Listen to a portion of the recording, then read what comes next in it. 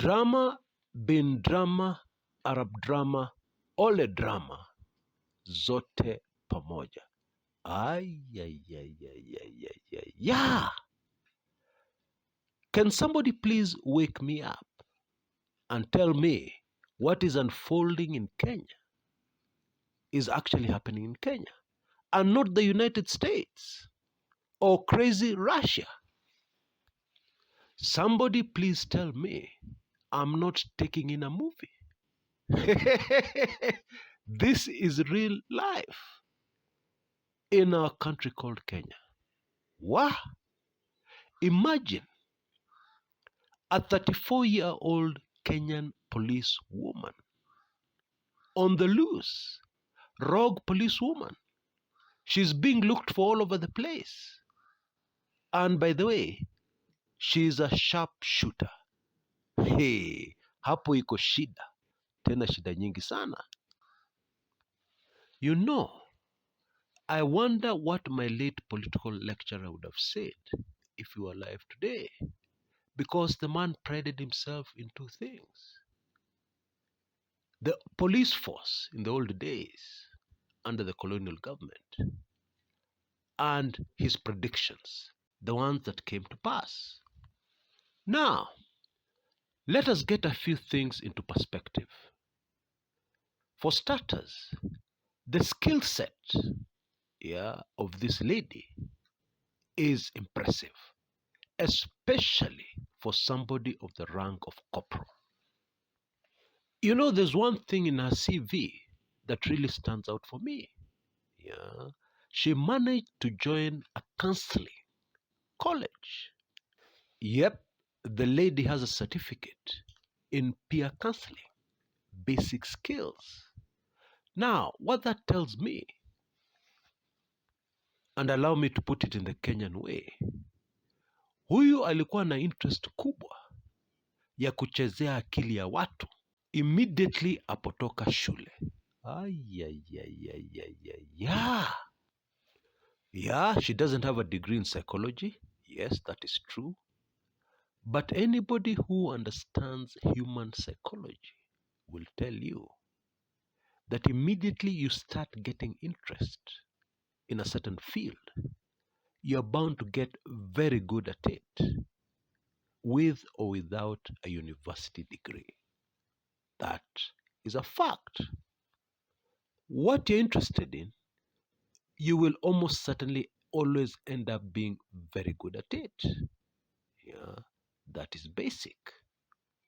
And in many ways, counseling and psychology is all about being able to anticipate, read the mind of somebody else. And indeed, this must be a skill set that is really helping Corporal Caroline Kangogo just now. Because so far, she has managed to elude our security boys, if I can call them that, including our intelligence community. And that is no mean feat. And then on top of that, she's pretty good with firearms. Yeah, she's a sharpshooter. And that's not all. According to investigators, they are puzzled. They're still to solve the mystery of how she manages kupiga mtu risasi bila mtu yote kusikia kelele yoyote. Wah! This is a movie. But of course, what has really stretched the imagination of Kenyans is that the corporal looks very ordinary. In fact, a pretty young woman, 34 years old. She has two children, one 8 years old and the other 11. Indeed, if you look at a photograph of her, it becomes difficult to believe that this is the same woman we're talking about. Very ordinary, very pretty. Now, yesterday, somebody who I happen to know from many years back was reported in the media as having shot another woman, mistaken identity, believing that it is this rogue cop on the run. Now. Isn't that something straight out of a movie script? Yeah, that somebody is being looked for and people are mistaking other people for the suspect? Yeah. Indeed, this is turning out to be the biggest woman hunt in the history of our country called Kenya. Bila words, my prayer, of course, is that this situation will end well and that Kenyans will remain safe despite these extraordinary circumstances we're going through right now. Of course, I'm still digging into this story and I should be able to come up with another video later, if I get enough information.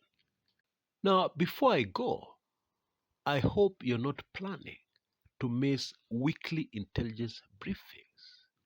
Moto kuliko pasi, number 60. Anyway, take a moment to take in the details about this very unique WAB that I released last night. Many times on this channel, I have described the upcoming 2022 general elections in Kenya with a Swahili very popular Kenyan expression as follows: Kimeumana kuumana. Oh yes. And maybe many on this channel have not been able to fully understand what I'm really driving at. What is the worst that can happen? What can really happen? What is this that kimeumana kuumana? Really, what is it? I know many of you are asking. In my latest weekly intelligence briefings number 60, I cover one of these areas that is really scary about our upcoming elections.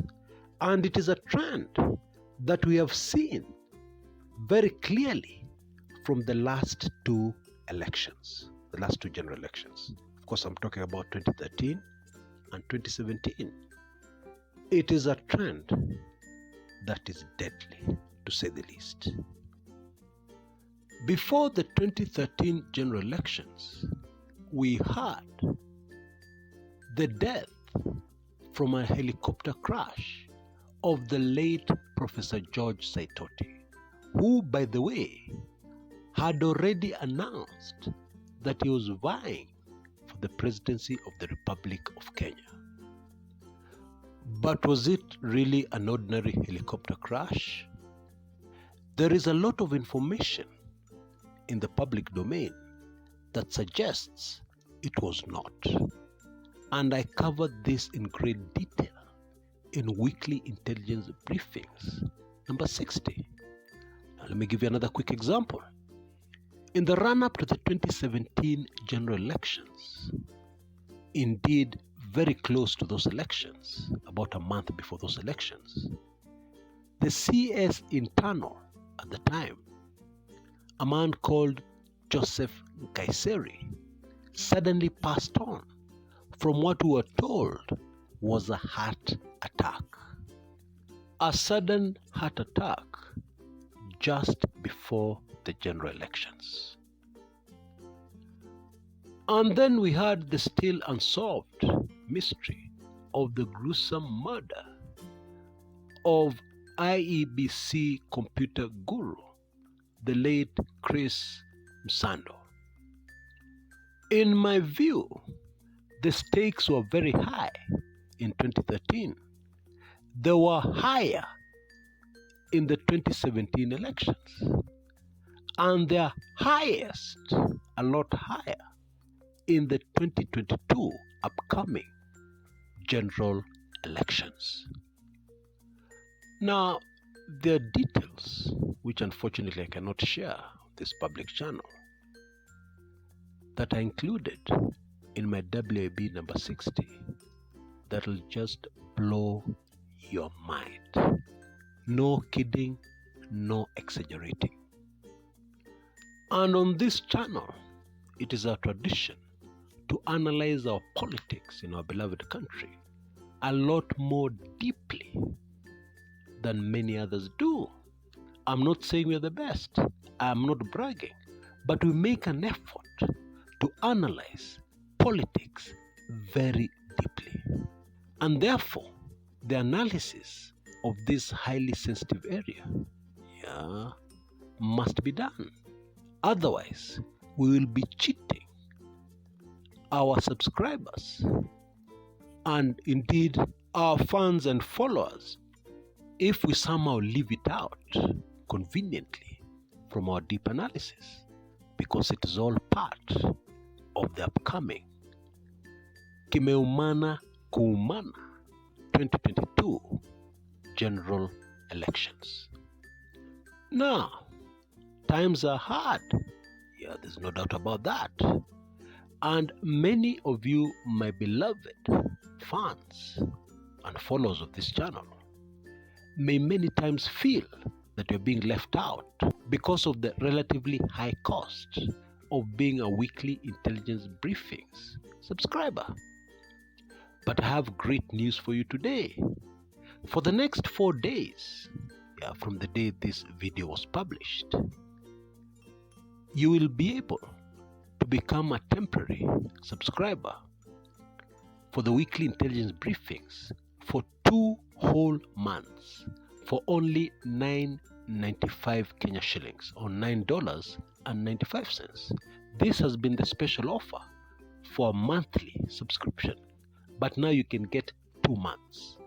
And even for those who your subscription has expired, you can now extend it for 2 whole months for only $9.95, or Kenya shillings 9.95 only. Go for it. I'm afraid you only have 4 days. In my opinion, the current special offer for a whole year, and even for lifetime subscription, you never need to pay again, is also very reasonable, very low. So please take advantage. This offer will not remain forever. Indeed, it is going to end very soon, if I can give you a heads up. Those who normally pray for a lovely, beloved motherland, I urge you to step up your prayers concerning our next general elections. Until next time, this is Kshs. Kumekucha.